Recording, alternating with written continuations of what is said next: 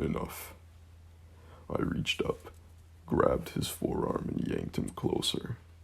His laughing only grew louder now, more hysterical, like a poor man's Joker. I pushed his arm to the side, pressing it against the corner of the arcade box. His laughing turned slightly confused. I gripped my teeth, and with all my strength, all my weight, I lunged forward, and his forearm snapped with a satisfying crack, like a tree branch breaking in the wind. But he didn't scream.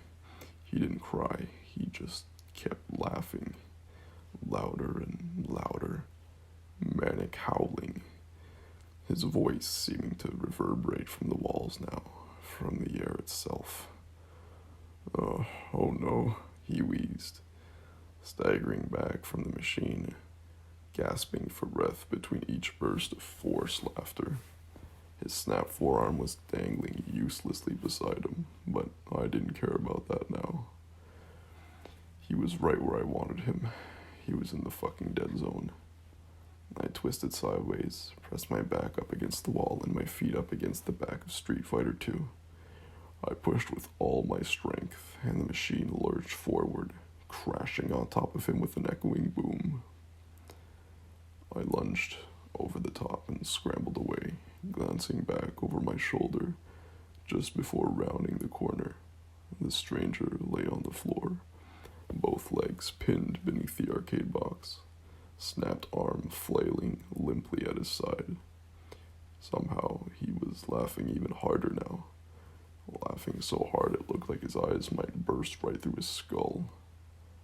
Chuck fucking Bastion, he wheezed, head shaking with every syllable, but I was already gone, hauling ass, running faster than I'd ever run. Lonsdale High game winning touchdown included. I skid around the next corner, and my eyes landed on a sign that read, "Fire escape. Joy." Just in time, buddy. Was somehow in hot pursuit once again.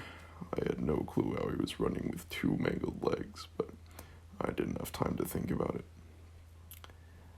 Chuck, wait, he screamed, still barely able to get a word out between all the laughter. Chuck, I want to show you something, Chuck. Come on, Chuck. I burst through the doors into a maintenance hallway. Fuck, another concrete maze. 3 different paths. All the while, Laughing Boy was gaining on me. I glanced up. Fire escape. I beelined rightward down the hallway. Barely made it 20 feet when the doors behind me burst open. "Wait," he said, sounding out of breath now. "Please, wait," he said. "Don't leave." He wasn't laughing now. He was almost scared. I sprinted down the long stretch of hallway.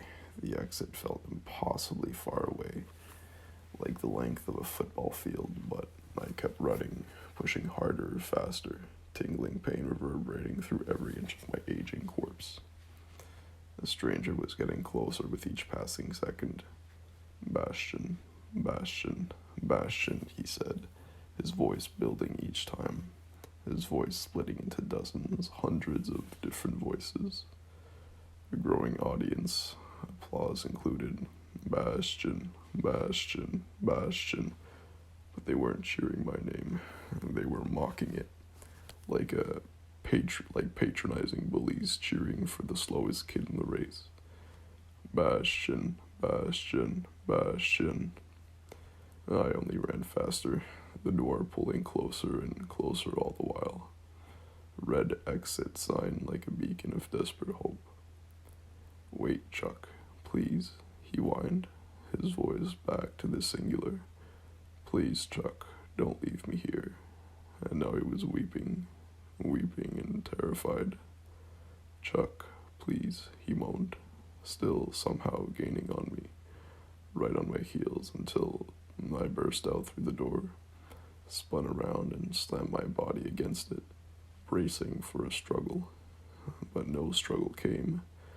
No banging on the door, no weeping, no laughing, only complete and utter silence. as if the second I stepped outside, the stranger ceased to exist. I waited there, bracing against the door for a good minute. But then another thought crept over me. Other exits. What if he was going to another exit? I set my ear against the cold metal door and listened. Muffled whispers. Fucking loser. Fucking loser. Fucking broke loser. You used to be a hero. You used to be a fucking hero. Now you're just an aging, homeless, fucking nobody. Fucking worthless. The stranger was back to whispering my own self-abusive thoughts aloud. Fuck this. I stepped carefully back from the door and crept away backward. Bit by bit, eyes locked on the door all the while. I did this for about 20 feet. Then I turned around and ran. Ran in a straight line down the cold winter streets of my childhood town. I ran past Greenridge Park, the same park Chris got into a fight with Jason back in freshman year. I ran past Amy's house on Baker Street, the same house we found her cat Marble, under the couch nursing a fresh litter of kittens. I ran past Bakersview Hospital, the same hospital my grandmother died in her sleep while I slept in a chair in the corner of the room. I kept running, breath fogging, lungs burning, a run that turned into a jog that turned into a walk, but I just kept going. Exhausted, dragging my feet, getting as much distance between me and that mall as humanly possible, and that was it. Disappointing, I know, but don't worry, it gets even more disappointing. I never went back. I never investigated. Honestly, I don't even care about what happened. I'm perfectly content not knowing. I never found a psychic priest or someone who explained what went down and what I needed to do to defeat it. I never found an old book in a dusty library telling me the stranger was a demon from the seventh circle of Hades, intent on devouring my soul or something. None of that. Just a weird, traumatizing encounter with God knows what. It's been 3 years since that night in the mall, and I'm still getting over it. Something tells me it's not the last time I'll encounter that mind-reading lunatic, but who knows? Either way, I'm just glad to be free.